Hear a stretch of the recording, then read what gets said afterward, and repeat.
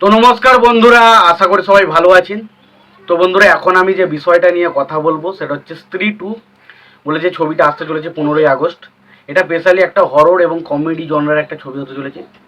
তো সেই ছবির আগে ট্রেলার ড্রপ করা হয়েছে, সেটা আমার কেমন লাগলো। তো ট্রেলারটা এক কথায় বলতে গেলে ব্যাপক হয়েছে, ব্যাপক ট্রেলার হয়েছে, ব্যাপক। মানে একটা হরর কমেডি জনরার যে ছবি, যেটা আমাদেরকে মানে যেটা দেখে আমরা সত্যি কথা বলতে গেলে খুব ইমপ্রেস হই, সেই জিনিসটাই কিন্তু ছবির মধ্যে রয়েছে।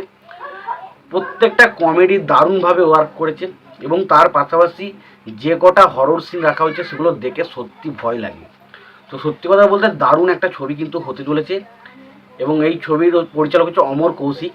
তো অমর কৌশিক সত্যি কথা বলতে গেলে ডেফিনেটলি এই মুহূর্তে যদি আমরা দেখি, তো নতুন যে সমস্ত ডিরেক্টরগুলো বেরিয়েছে তার তুলনায় অনেক বেটার কাজ সে কিন্তু করছে। তো এই ছবিটা ডেফিনেটলি একটা ভালো ছবি হতে চলেছে এবং স্ত্রী ছবিটা দারুণ সাকসেসফুল হয়েছিল।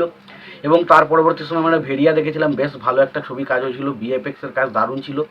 এবং তার পাশাপাশি মুঞ্জিয়া বলে যে ছবিটা এসেছিলো সেই ছবিটারও বক্স অফিস মানে দারুণ চলছে, বুঝতেই পারছেন। এবং তারপরে হচ্ছে স্ত্রী 2। তো তো ফাইনালি এই ছবি নিয়ে কিন্তু মানুষের মধ্যে কিন্তু একটা হাইপ রয়েছে এবং এই ছবিটা হয়তো এবছরের সব থেকে হাইয়েস্ট বক্স অফিস করা ছবি হতে পারে, কারণ এই ছবিটা নিয়ে প্রচণ্ড হাইপ রয়েছে। এবং পরবর্তী সময় যেহেতু ছবিগুলো সাকসেসফুল হয়েছে, তাই এই ছবিটাকে গ্যাঞ্জার লেভেলে বানানো হয়েছে। বিএফএক্সের কাজের উপর প্রচণ্ড জোর দেওয়া হয়েছে। প্রথমেই যদি আমি কয়েকটা কমেডি পোর্শনের কথা বলি, তো এখানে কয়েকটা কমেডি পোর্শন রাজকুমার রাও বা পঙ্কজ ত্রিপাঠী এবং তার পাশাপাশি যে দুজন ছেলে রয়েছে তাদের নাম আমি খুব একটা জানি না, বাট তাদের কিন্তু কমেডি টাইমিংগুলো খুব দুর্ধর্ষ। এখানে যখন একটা পঙ্কজ ত্রিপাঠী একটা জায়গায় প্রশ্ন করছে যে শের কাটা সম্বন্ধে তোমরা কি জানো, তখন ওই যে একজন রাজকুমার রাওর পাশে একজন ছেলে ছিল, সে বলছে শের কাটাকে মতলব হতে जिसका शेर काटा होता है। তো বলছে বাহ বাহ, একে তো আইএস বানানো চাই। তো তখন তো বলছে সিরিয়াসলি, তখন তারপর যে কমেডিগুলো দেখতে বেশ মজা লাগে। এবং তার পাশাপাশি রাজকুমার রাও একটা জায়গায় একটা গ্রামে গেছে এবং সেখানে সে মহিলাদেরকে বলছে তোমরা জানো শেরকাটাকে দেখতে কত বড়, তোমরা জানো কি হচ্ছে যদি অমিতাভ বচ্চনের ওপর আমির খানকে তুলে দাও সেখানেও দেখবে তার যে হাইটটা হচ্ছে সেটা ওর কোমরের মধ্যে পড়ছে। মানে বোঝা যাচ্ছে যে সেইভাবে কিন্তু বিরাট বিরাটভাবে কমেডি কিন্তু রাখা হয়েছে। এবং তার পাশাপাশি মানে শ্রদ্ধা কাপুরের সাথে রাজকুমার রাওয়ের একটা বেশ জায়গায় পোর্শন রয়েছে, সেই জায়গাটা প্রচণ্ড ফাস্ট ডায়লগ বলছে, সেটা দেখে বেশ মজা লাগে। এবং শেষ মুহূর্তে আমরা দেখি পঙ্কজ ত্রিপাঠী একটা জায়গায় বলছে যে এই যে শের কাটা ভূতটা সে কিনা নিজের ফলোয়ার্স বাড়ানোর চেষ্টা করছে। তো সেই যে অর্থাৎ এখানে যে কমেডিটা সেটা কিন্তু দুর্দান্ত হয়েছে এবং স্পেশালি কমেডিটা কিন্তু আমাদেরকে মজা দিতে পারে, বেশ মজা লাগে। এবং তার পাশাপাশি আমি যদি হরর পোর্শনের কথা বলি, তো শেষের যে একটা জায়গা রয়েছে যেখানে আর কি আমরা শ্রদ্ধা কাপুরের পাশাপাশি ওই শেরকাটার সাথে এক পুরো ফেস ওয়াশ মানে একে অপরের সামনাসামনি হতে দেখি, সেই সিনটা দেখতে ঘামা লাগে। এবং সেখানে মনে হয় যে আমরা সেই বাহুবলী বা 2.0 এর সময় যে জিনিসটা মানে একটা পোস্টার দেখে যে ফিলটা করতে পেরেছিলাম, এটা কিন্তু সেই ফিলটা মনে হলো এবং দেখে ব্যাপক লাগলো, ব্যাপক লেগেছে ওই সিনটা। এবং তার পাশাপাশি প্রথমে শুরুতে একটা বলের মতন জিনিস গড়িয়ে গড়িয়ে আসে এবং সেটা যখন হাতে তোলে তখন সেই মুহূর্তে দেখতে পারে সেটা একটা মাথা কাটা লাশ। তো সেই জিনিসটা ঘামা লাগে এবং সত্যতা বলতে ভয় লাগে। আর ডেফিনেটলি এটা যখন সিনেমা হলে মানুষ দেখবে ব্যাপক লাগে। এবং তার পাশাপাশি যে ব্যাকগ্রাউন্ড মিউজিকটা ব্যবহার করা হয়েছে সেটা বেশ ভালো। এবং তার পাশাপাশি এখানে তামান্না ভাটিয়ার কিন্তু একটা আইটেম সঙ্গে আমরা তাকে দেখতে পাই। এবং যেটা জানতে পেরেছি তামান্না ভাটিয়া শুধুমাত্র আইটেম সঙ্গে থাকবে না, তার পাশাপাশি তার কিন্তু এই সিনেমাতে বেশ কিছু গুরুত্ব কিন্তু থাকতে চলেছে।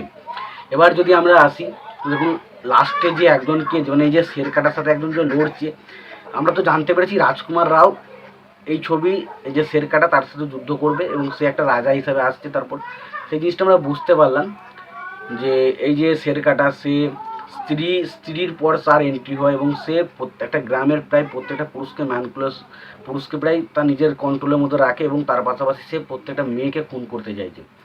এবং সেই সময় তার বিরুদ্ধে রুখতে আবার একটা লাস্ট মুহূর্তে একজনকে ক্যামিও দেখা যায়। তো বোঝাই যাচ্ছে হয়তো শের কাটার পর আর একটা কোনো ক্যারেক্টার কিন্তু এই ছবিতে আসতে চলেছে। এবং সম্ভবত আমরা জানতে পারছিলাম ক্যারেক্টারটা হয়তো অক্ষয় কুমার অথবা কৃতি সানন কেউ একজন হতে চলেছে। তো অক্ষয় কুমার হলে জিনিসটা আরও জমে যাবে, তো দেখা যাক সেটা হয় কিনা। এবং অক্ষয় কুমার এই ভুল বলে কমেডিটা যেমন দুর্ধর্ষ ছিল, তো আশা করবো যদি অক্ষয় কুমার হয় তাহলে খুবই ভালো হয়। তো একটা ক্যামিও কিন্তু কারো থাকতে চলেছে, সেটা কার সেটা জানি না, বাট মনে হলো লাস্ট পড়তে একটা পোর্শন দেখানো হলো, সেখানে কার মুখটা রিভিল করা হয়নি। তো বোঝা যাচ্ছে কারো না কারো ক্যামিও থাকতে চলেছে। এবং ছবিটা দারুণ একটা হরর কমেডি এবং তার পাশাপাশি সুন্দর গল্প কিন্তু আমাদেরকে ডেলিভার করতে চলেছে। গল্পটা ব্যাপক হতে চলেছে, ব্যাপক কিছু হতে চলেছে। এবং সত্যি কথা বলছি ফুল টু মজা কিন্তু এই ছবিটা দিতে চলেছে। তো এক কথায় বলতে গেলে আমার ট্রেলারটা পুরো পাওয়ার প্যাক ট্রেলার লেগেছে, দারুণ লেগেছে, ব্যাপক ট্রেলার লেগেছে একটা। যদি কেউ ট্রেলারটা না দেখে থাকেন অবশ্যই চেক আউট করুন। এবং এই ট্রেলারটা সত্যি কথা বলতে মানুষকে সিনেমা হল পর্যন্ত পৌঁছানোর জন্য যথেষ্ট যথেষ্ট হয়েছে। এরপরেও যদি মানুষ সিনেমা হলে সিনেমা দেখতে না যায় তাহলে বুঝতে হবে মানুষের টেস্ট কোন জায়গায় চলে গেছে। এটা মানে বোঝা খুবই মানে কী বলবো আশ্চর্যজনক। বাট এই ট্রেলারটা যা করেছে এটা শিওর যে মানুষকে সিনেমা হলমুখী করতে চলেছে। তো এটা আমার মোটামুটি ধারণা।